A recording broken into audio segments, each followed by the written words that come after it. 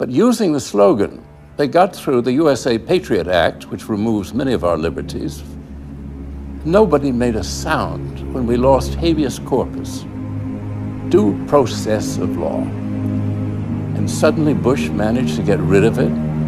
Where was a voice on television, aside from mine, that spoke out against this? Where are all those noble jurists, those great lawyers, those lovers of liberty? Where the hell were they? They were nowhere. Now we have a totalitarian government. And the totalitarian government wants to watch everybody, total surveillance of everyone. They listen to the telephone conversations. They look at your credit cards. They look where you travel. We are totally policed. This is contrary to everything in our Constitution. A 2010 Pentagon directive details what critics say is a policy that envisions the Obama administration's potential use of military force against Americans.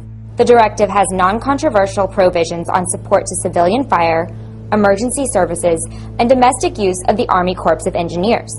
But the Washington Times reports that the troubling aspect of the directive is that it outlines the presidential authority for the use of military arms and forces, including drones, in operations of domestic unrest.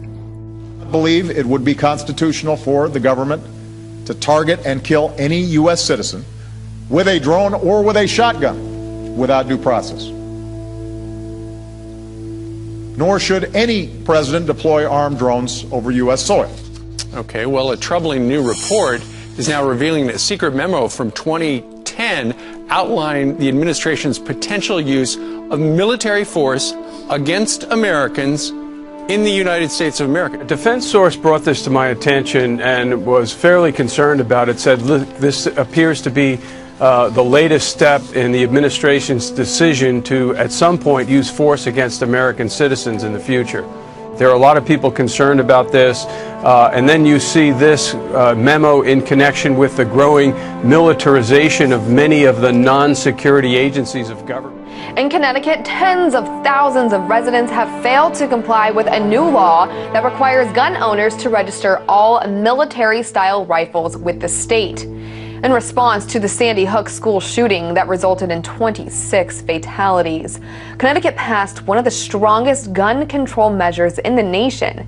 It's estimated that only 15% of gun owners have applied for assault weapons certificates, meaning the remainder could very soon become Class D felons. I think they're going to have a hard time putting this back in compliance, especially when precedence is already set here in Capitol Hill with our president, who is changing the laws, which he's breaking the federal laws every day with what the stance that he's taking on different legislations, primarily his health care plan. So people look at that and say, well, why should we abide by these laws if the president is breaking these laws? Days after a mass shooting and stabbing spree by a California college student, a number of state lawmakers are pushing to make it more difficult for potential killers to get their hands on a gun.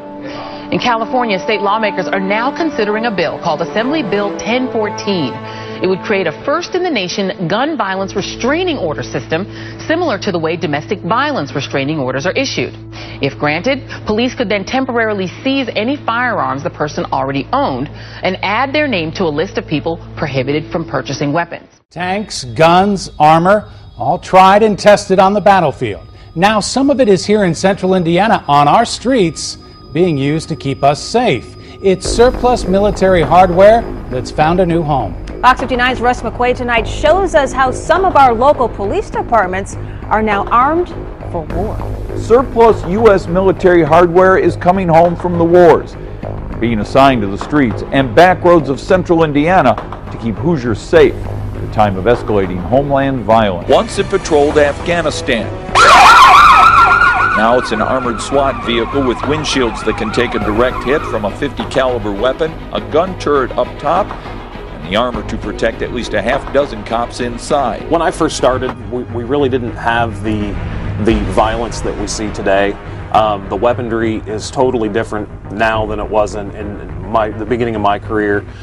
Plus, you have a lot of people that are coming out of the military that have the ability and the knowledge to build IEDs and to defeat law enforcement techniques. This is Congressman Hank Johnson. Georgia Congressman Hank Johnson is worried about Pentagon spending and small-town cops who have acquired helicopter parts and boats and bayonets and guns they don't need or can't keep track of, and he's ready to write clampdown legislation.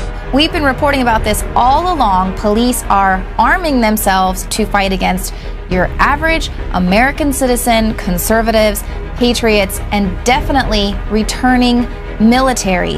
Why aren't people seeing this? Well, perhaps because their local news stations are massaging it into their brain that this is completely normal. According to the Pennsylvania State Supreme Court, police officers no longer need warrants to search a person's vehicle. The Pennsylvania Supreme Court ruled 4-2 that police officers can search a vehicle without a warrant. Critics say the ruling gives too much power to police and will infringe on citizens' privacy.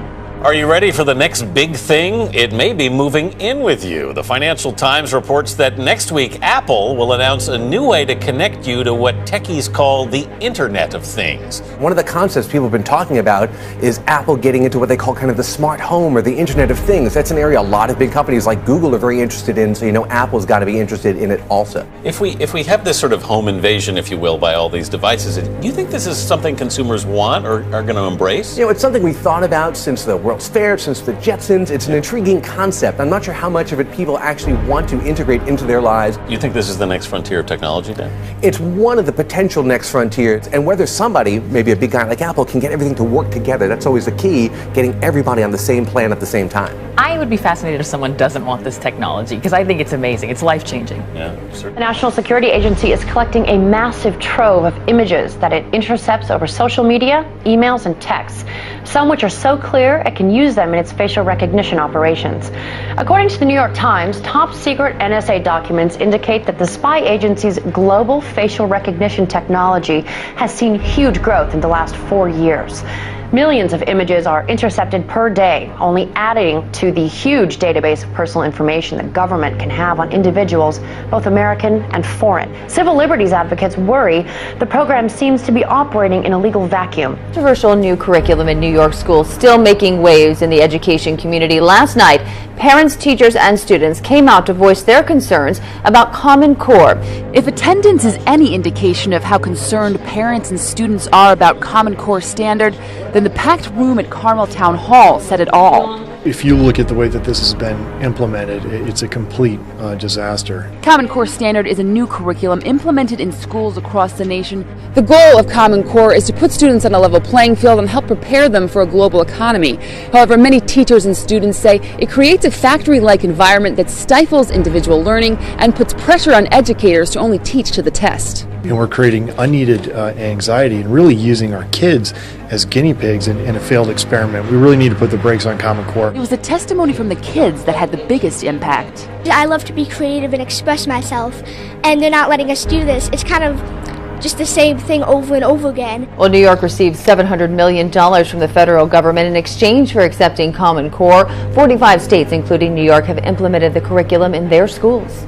And now to Florida, where a school teacher allegedly humiliated a 12-year-old boy in front of an entire class after she caught him reading the Bible during what was designated as free reading time. I begin with that shocking lawsuit. A Connecticut family claiming their 3 daughters were brainwashed into joining a religious cult by teachers and, of course, that guidance counselor at the high school. On the outside, it's a typical suburban school.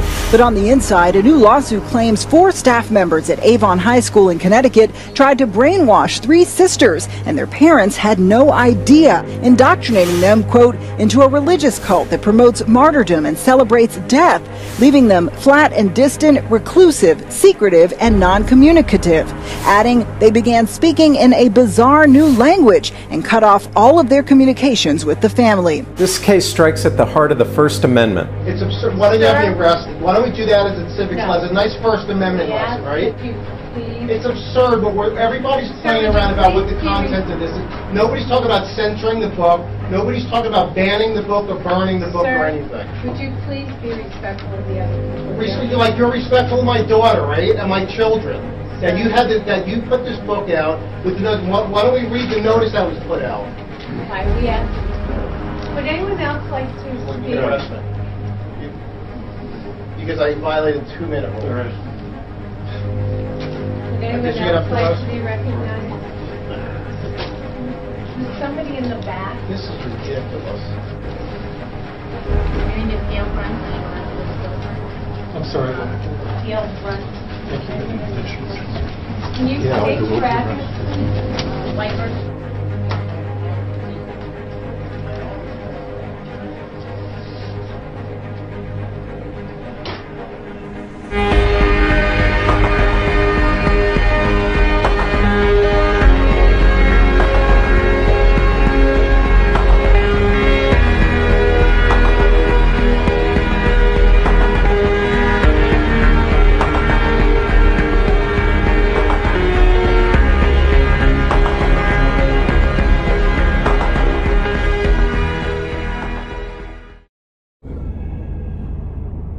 The world is changing with accelerating speed. This presents opportunity, but also new dangers. It will be your generation's task to respond to this new world. Where we face new challenges. This is the world you are graduating into. To lead in shaping a new world order for the 21st century.